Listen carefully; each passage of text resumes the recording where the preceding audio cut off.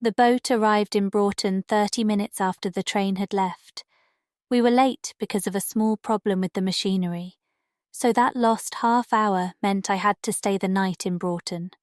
I feel bad about the thoughts and words I had. When I imagine that fate could have done something amazing, like making a special train to help me leave Broughton that night, I feel a shiver. Because I'm thankful, I have never been angry about missing connections since then. But back then, I felt really frustrated. I needed to hurry. Important work meetings would be messed up because of the delay. I was new to Broughton. It seemed like a silly, closed-minded little town. I went to a hotel feeling really bad. After I had stayed upset for a while, I thought that maybe I could find Clark Oliver to pass the time. I hadn't really liked Clark Oliver much, even though he was my cousin. He acted a bit rudely, and he wasn't as smart as anyone in our family should be. Also, he was involved in politics, and I really don't like politics, but I was sort of curious to see if he still looked very similar to me. I hadn't seen him for 3 years, and I hoped that time might have made us look different enough. It had been more than a year since I was last mistaken for that bad Oliver by someone who was all worked up. I thought this was a good sign. I went to Clark's office, but he wasn't there. I went to his rooms to find him. As soon as I saw him, I felt the same strange sensation of feeling lost or confused that always happened when I was around him. He looked so much like me. It was like looking in a mirror where my reflection was doing things I didn't do, which made me feel very strange. Clark acted like he was happy to see me, but he probably wasn't, because he hadn't thought of his great idea yet, and we had never really liked each other. "Hi, Elliot," he said, shaking my hand with a strange grip he learned during elections to seem friendly. "Happy to see you, my friend. Wow, you still look so much like me. Where did you come from?" I told him my problem, and we chatted in a friendly and safe way for some time about family news. I really don't like talking about family matters, but it's a bit better than politics, and those are the only 2 topics Clark can talk about. I talked about Mary Alice's wedding, Florence's new boyfriend, and Tom and Kate's twins. Clark tried to act interested, but I could tell he was preoccupied with something. Eventually, he revealed it. He glanced at his watch and frowned. "I am a bit confused," he said. "The Mark Kennedys are hosting a dinner tonight. You don't know them, of course. They're important people in Broughton. Kennedy is in charge of the town's politics, and Mrs. K has a big say in people's social standing. It's my first invitation there, and I really need to accept it. Needed for many reasons. Mrs. K wouldn't forgive me if I backed out at the last moment.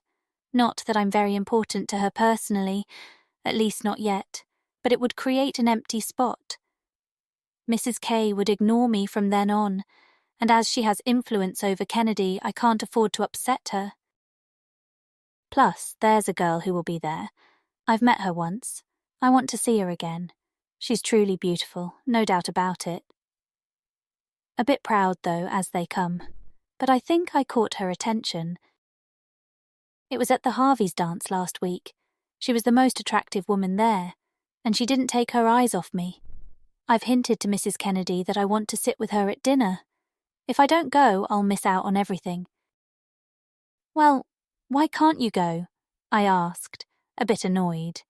I never liked how Clark talked about girls and hinted about his successes. Only this. Herbert Bronson arrived in town this afternoon and is leaving on the train at 10:30 tonight.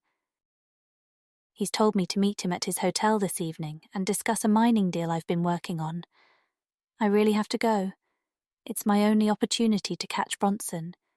If I miss him, everything will fail, and I'll lose thousands of dollars.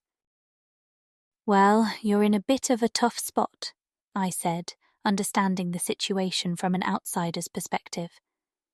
I wasn't tied up with as many business and social commitments that evening, so I could feel sorry for Clark. It's somewhat satisfying to feel sorry for someone you don't really like. I agree. I can't decide what to do, darn it. I really need to meet Bronson, there's no doubt about that. A man should have someone ready to go to dinners for him when he can't. By the way, Elliot. Clark had a clever plan. He got up excitedly. Elliot, can you go to the Kennedys instead of me? They won't even notice. Please, be a good friend and do it. That's silly, I replied. It's not silly. Our similarity was meant for this moment. I'll lend you my formal suit. It will fit you. Your body shape is as similar to mine as your face. You don't have any plans for this evening. I'm giving you a nice dinner and a pleasant companion. Please do it for me. You owe me a favour for that Mulhannon matter. The Mulhannon situation settled things. I hadn't thought about pretending to be Clark Oliver at the Kennedys' dinner until he brought it up. But, as Clark explained, he had helped me with that matter and I had felt obligated ever since. It's unpleasant to owe a favour to someone you dislike. Now I had the opportunity to repay it, so I agreed right away. But, I said unsurely, I don't know the Kennedys, or any of the social things happening in Broughton. I won't be able to talk about anything and I'll seem really foolish. Even if I don't actually make a big mistake, the Kennedys might not like you for it. This could likely hurt your future more than if you didn't go. Not a problem. Stay quiet when you can and talk about general things when you can't, and you'll be fine. If you escort that girl, she's new here and won't realise you don't know everything. No one will suspect. No one here knows I have a cousin so similar to me. Our own mothers haven't always been able to tell us apart. Even our voices sound the same. Come on, change into my dinner clothes. You don't have much time, and Mrs. K doesn't like people arriving late. It appeared that there were quite a few things Mrs. Kennedy disliked. I felt it would be really hard to make that picky lady happy, especially while acting like Clark Oliver. Still, I got dressed as quickly as I could. The idea of the adventure sort of made me happy. I always enjoyed doing different things. Anything was better than just staying at my hotel all evening. It couldn't cause any trouble.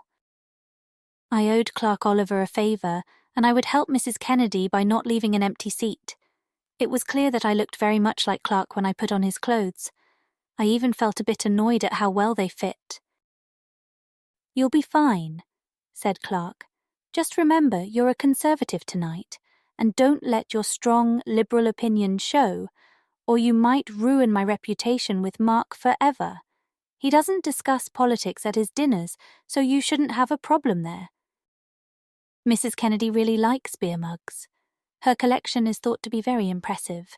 There's a rumour that Miss Harvey is getting interested in settlement work. Who? I asked with interest. Harvey? We don't know her first name, that's the girl I talked about. You'll likely accompany her. Be friendly even if it's hard. She's the one I've chosen as your potential cousin, you see. I don't want you to ruin her positive view of me. The name surprised me. I had known a Jane Harvey in a different time, but Clark's Miss Harvey couldn't be Jane. I had read in a newspaper a month ago that Jane was on the West Coast. Besides, Jane, when I knew her, didn't seem like she would do settlement work. I didn't think 2 years could change her that much. 2 years? Was it really only 2 years? It felt more like 2 centuries. I went to the Kennedys' house feeling quite excited and took a taxi. I barely made it on time. The house was large, and everyone in it seemed important, except the host. Mark Kennedy was a small, slim man with no hair on his head. He didn't seem like a political force, but that's often the case in a world where appearances can be deceiving. Mrs. Kennedy welcomed me warmly and let me know that she had approved my wish. This meant, like my card had told me, that I was to accompany Miss Harvey. Of course, there wouldn't be an introduction because Clark Oliver already knew the lady. I was trying to figure out how to find her when I was startled and felt a bit dizzy. Jane was standing in a corner looking at me. I didn't have much time to think. The guests were going to the dining room. I gathered my courage, walked across the room, bowed, and then I was walking down the hall with Jane holding onto my arm. The hall was quite long, and I was grateful to the architect who designed it. It gave me a moment to organize my thoughts. Jane was here. Jane was going to dinner with me, thinking I was Clark Oliver. Jane. But it seemed impossible. The whole situation felt like a dream. Or maybe I was losing my mind. I glanced at her from the corner of my eye when we were seated at the table. She looked even more gorgeous than before, that tall, brown-haired Jane with an air of aloofness. I was thinking that the settlement work story was probably not true.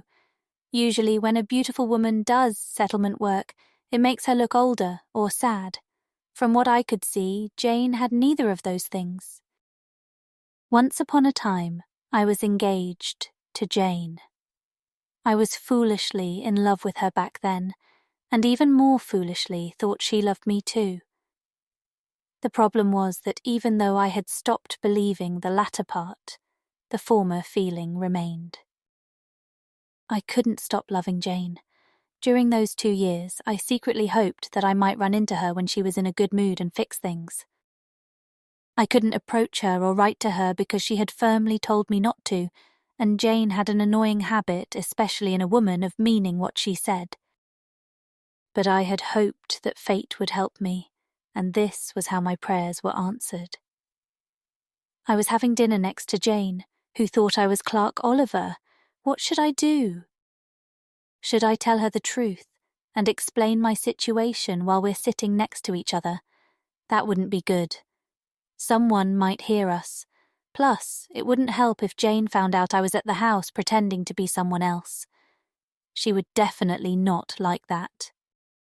This was a frustrating situation. Jane, who was calmly having her soup, she was the only woman I had seen who could eat soup and still look like a goddess, looked over and saw me looking at her from the side. I thought she might have blushed a bit, and I felt really frustrated thinking that blush might be for Clark Oliver who had said he thought Jane had a crush on him. Jane, on him. "Do you know Mr. Oliver?" Jane said slowly. "You look surprisingly like someone I knew before. When I saw you the other night, I thought you were him. Someone you used to know. Oh, Jane, that hurt the most." "My cousin, Elliot Cameron, right?" I replied as casually as possible. "We look a lot alike. You knew Cameron, Miss Harvey?" "A little," Jane replied. "A good man," I said confidently. "Oh," Jane said. "My favourite family member," I continued confidently. "He's a really nice person, although not as lively as he used to be. He went through a sad love story 2 years ago and hasn't recovered from it." "Really?"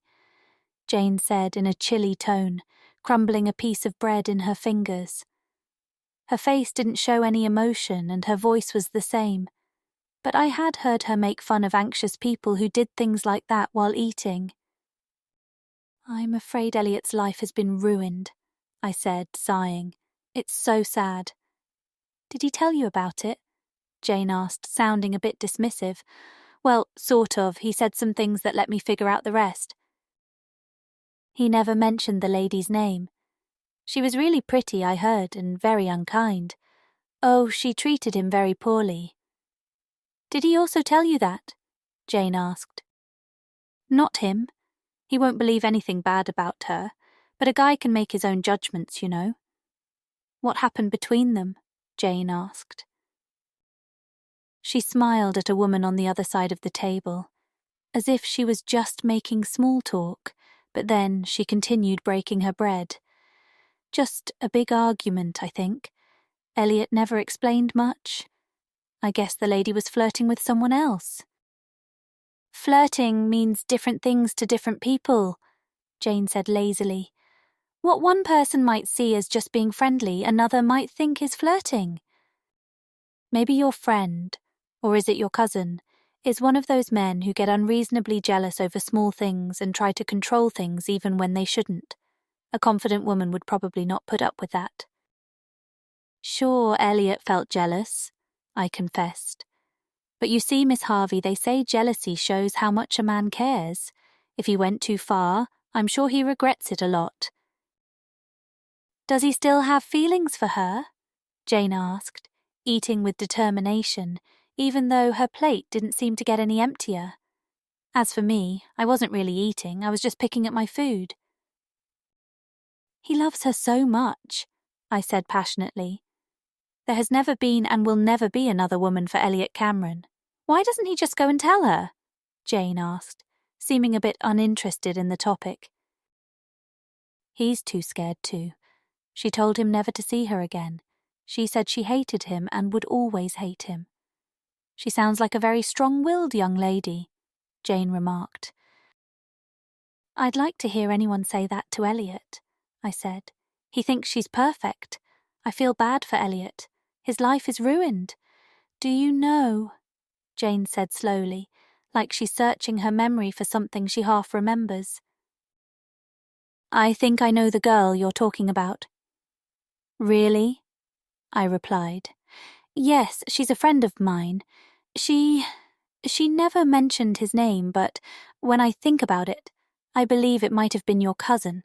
But she feels like it was her fault. Really? Now it was my chance to ask questions, but my heart was pounding so much that I could hardly talk. Yes, she said she acted too quickly and was unfair. She didn't intend to flirt at all, and she only cared about him. But his jealousy annoyed her. I guess she said things to him that she didn't truly mean. She never thought he'd take her seriously. Does she still have feelings for him? Given the importance of the situation, I think I asked the question quite nicely. I believe she might, Jane said lazily. She has never shown interest in any other man. She spends a lot of time doing charity work, but I don't think she's truly happy. So the story about the settlement work was correct. Oh, Jane, what should my cousin do? I inquired. Should he approach her directly? Do you think she would listen to him and forgive him? She could, Jane replied. Can I tell Elliot Cameron about this? I asked. Jane carefully chose and ate an olive with irritating slowness. I guess you can, if you're really sure he wants to know, she replied after a while, as if she had almost forgotten I had asked the question 2 minutes ago. I'll let him know as soon as I get back, I said. I finally managed to surprise Jane. She turned her head and stared at me. I got a good, direct look into her large, bluish-black eyes. Yes, I said, forcing myself to turn my gaze. He arrived on the boat this afternoon but missed his train. He has to stay until tomorrow night. I left him in my rooms when I left. Tomorrow he'll likely rush eagerly to see his beloved. I wonder if he knows where she is right now. If he doesn't, said Jane, as if she's done with the topic completely, I can tell him. I'm staying with the Duncan Moores, and I'll be leaving the day after tomorrow. Oh, have you seen Mrs. Kennedy's collection of steins? It's quite impressive. Clark Oliver couldn't come to our wedding, or didn't want to. Jane hasn't seen him since, but she's confused about why I dislike him so much, especially when he seems to think highly of me. She mentioned that she found him charming and one of the most engaging people she's had dinner with.